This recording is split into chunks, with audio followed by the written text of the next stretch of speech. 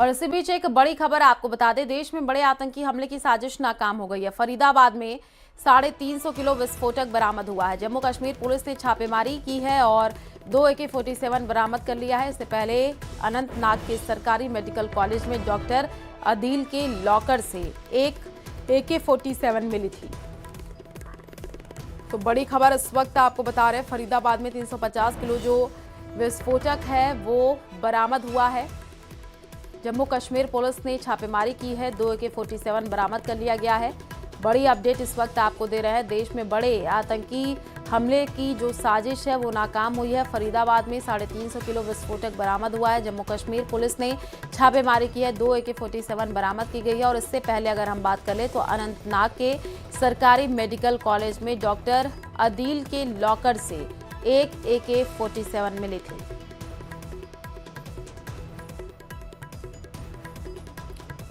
तो देश को दहलाने वाली जो साजिश वो नाकाम हो गई है। बड़ी खबर इस वक्त आपको बता रहे हैं, जहां पर फरीदाबाद से जानकारी मिल रही है कि 350 किलो विस्फोटक बरामद कर लिया गया है। जम्मू कश्मीर पुलिस ने छापेमारी की है, 2 AK-47 बरामद हुआ है। अनंतनाग में गिरफ्तार डॉक्टर से पूछताछ के बाद रेड पड़ी है। जम्मू कश्मीर के अनंतनाग से हुई थी डॉक्टर आदिल की गिरफ्तारी। तो उससे पहले अनंतनाग के सरकारी मेडिकल कॉलेज में डॉक्टर आदिल के लॉकर से एक AK-47 मिला था।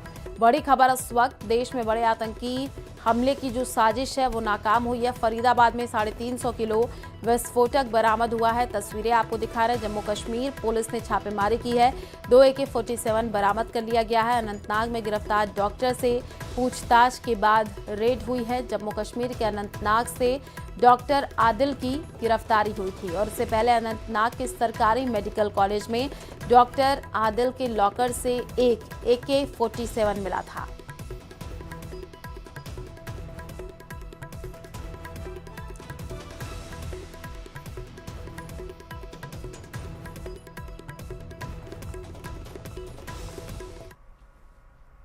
आदिल अहमद रैदत को जिस तरह से गिरफ्तार किया गया और इस मामले पे जब आगे तफ्तीश की गई तो 350 किलोग्राम का जो विस्फोटक और इसके साथ साथ 2 AK-47, देखिए AK-47 राइफल की बात करें तो ये आम लोगों के लिए उपलब्ध नहीं होता है। आम लोग इसकी लाइसेंस ले सकते हैं, ये पुलिस के पास इसके लाइसेंस होता है। लेकिन जिस तरह से कहा जाए कि अवैध तौर पर AK-47 हथियार जिस तरह से लाए गए और उसके प्रयोग की अगर बात करें, जिस तरह से लार्ज क्वांटिटी में जो विस्फोटक से जुड़े हुए कई अन्य जो सामान है जो फरीदाबाद में जिस तरह से बरामद हुआ है, तो इन तमाम मामलों पर आगे जांच का दायरा जो है वो आगे बढ़ाया जा रहा है। और डॉक्टर आदिल और उससे उसके जुड़े हुए कई जो ऐसे लोग जो कश्मीर वैली में रहते हैं, कश्मीर घाटी में रहते हैं, उससे जुड़े हुए तमाम इनपुट्स को खंगाला जा रहा है और कहा जा सकता है कि इस मामले में कुछ और बड़े खुलासे शंकर, अभी तक की जानकारी। तो बड़ी खबर, देश को दहलाने वाली जो साजिश है वो नाकाम हो गई है। जम्मू कश्मीर पुलिस ने छापेमारी की है, 2 AK-47 बरामद कर लिया गया है। बड़ी अपडेट, फरीदाबाद में 350 किलो विस्फोटक बरामद हुआ है। तो बड़ी खबर इस वक्त आपको बता रहे हैं, जहां पर अनंतनाग में गिरफ्तार डॉक्टर से पूछताछ के बाद कहा जा सकता है कि ये जो मॉड्यूल है, इस मॉड्यूल का जो भंडाफोड़ हुआ है, इस मामले पर आगे अभी इन्वेस्टिगेशन का दायरा काफी आगे बढ़ने वाला है। जम्मू कश्मीर पुलिस भी बहुत सारी ऐसे महत्वपूर्ण बातों को अभी मीडिया के साथ साझा नहीं कर रही है, क्योंकि इन्वेस्टिगेशन में शुरुआती तौर पर अगर इन्वेस्टिगेशन की प्रक्रिया में उन तमाम नामों का अगर खुलासा होगा तो कई बार जांच भी प्रभावित होता है। इसलिए जम्मू कश्मीर पुलिस और हरियाणा पुलिस दोनों संयुक्त तौर पर इस मामले पर बेहद गंभीरता से और सतर्कता से इस मामले पर तफ्तीश का दायरा आगे बढ़ा रही है और कहा जा सकता है कि इस मामले पर कुछ बड़े खुलासे जल्द ही देखने को मिल सकता है। अगर देखा जाए, हरियाणा का जो ये इलाका है, जो है फरीदाबाद जो एरिया है, वो दिल्ली से सटा हुआ है और दिल्ली से सटे इस इलाके में 300 किलोग्राम RDX और इसके साथ साथ अन्य विस्फोटक सामग्रियों को जिस तरह से इकट्ठा किया जा रहा था, 2 AK-47 हथियार को लाया गया था और उसका कनेक्शन सीधे कश्मीर वैली से जुड़ रहा है। तो इसमें और किन किन लोगों की भूमिका है उसको अभी खंगालना बेहद जरूरी है और इन तमाम मामलों की गंभीरता को देखते हुए अब तमाम इनपुट्स को इकट्ठा किया जा रहा है।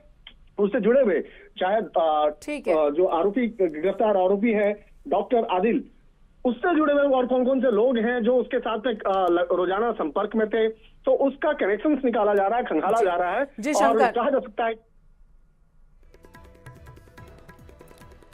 तो देखिए, हमारे साथ संवाददाता शंकर जो पल पल की जानकारी भी दे रहे थे। जम्मू कश्मीर पुलिस ने 350 किलो आपको बताया कि जो वहां पर बरामद हुआ है वो तस्वीरें आपको दिखा रहा है। आप देखिए, विस्फोटक ये है जो कि बरामद कर लिया गया है।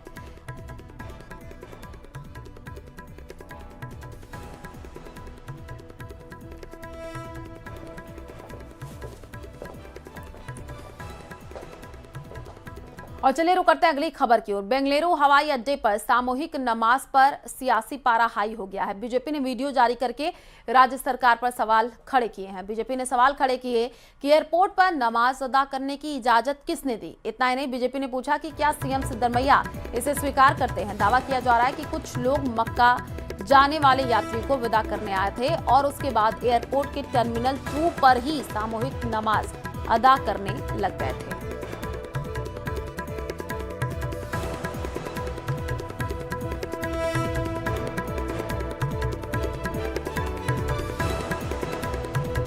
यूपी के प्रतापगढ़ पुलिस ने नशा तस्कर राजेश मिश्रा के घर छापेमारी करके करोड़ों की नकदी और नशीला पदार्थ बरामद किया है।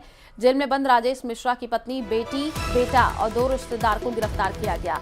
पुलिस ने मोदीपुर गांव स्थित घर से 1 करोड़ 1 लाख रुपए नगद, 1 करोड़ 15 लाख की स्मैक और 6 किलो गांजा जब्त कर लिया है। नोटों को गिनने में पुलिस को 24 घंटे लगे हैं। बैंक से मशीनें मंगानी पड़ी हैं। तस्वीरें आपको दिखा रहे हैं। राजेश मिश्रा पहले से ही गैंगस्टर और एनडीपीएस एक्ट में जेल में बंद है। 3 करोड़ की संपत्ति कुर्क की जा चुकी है। एसपी दीपक बुकर ने बताया कि गिरोह की शेष संपत्ति की भी जांच की जा रही है।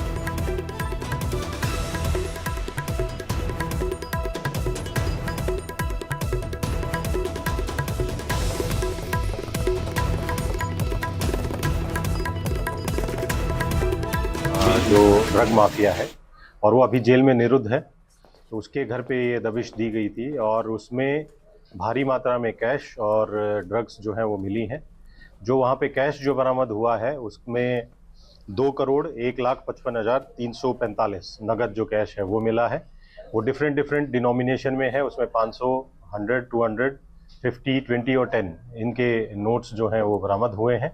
इसके साथ साथ वहीं से लगभग 6 किलोग्राम गांजा और 577 ग्राम जो स्मैक है वो मिली है, 570 ग्राम। ये जो ड्रग है इसकी कीमत लगभग 1 करोड़ के आसपास है।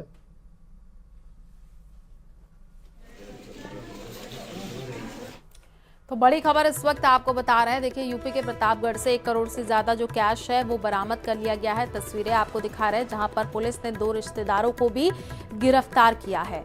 यूपी के प्रतापगढ़ से जानकारी, ड्रग्स तस्कर के घर पर 1 करोड़ से ज्यादा कैश मिला है।